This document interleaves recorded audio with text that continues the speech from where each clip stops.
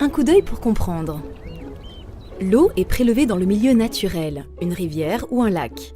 Elle peut aussi être captée dans une nappe souterraine. Pour préserver cette ressource sur le long terme, sa disponibilité, sa qualité et les volumes extraits sont mesurés et suivis sur la durée. Au niveau de la prise d'eau, une grille arrête les plus gros objets. L'eau est ensuite pompée puis canalisée jusqu'à l'usine de production. Une première phase va permettre d'éliminer les matières en suspension dans l'eau.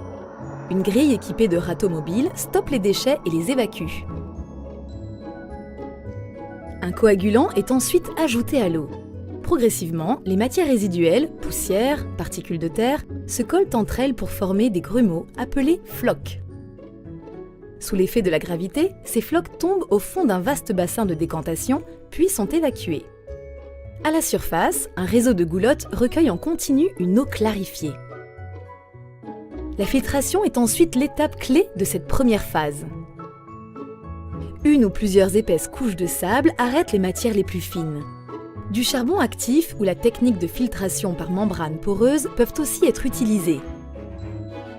Puis l'eau fait l'objet d'une désinfection avec la diffusion d'un gaz, l'ozone, destiné à détruire les virus et les bactéries. Cette opération peut également être faite avec du chlore ou des rayons ultraviolets. Enfin, l'équivalent d'une dernière goutte de chlore pour 5 baignoires est ajouté à l'eau. Il empêche le développement des micro-organismes tout au long du parcours de l'eau dans le réseau. Grâce à des capteurs et à des analyses, la qualité de l'eau est contrôlée et réajustée à chaque étape du traitement. L'eau est maintenant potable, c'est-à-dire d'une qualité sanitaire irréprochable. Elle peut alors être stockée dans des réservoirs avant d'être distribuée aux consommateurs.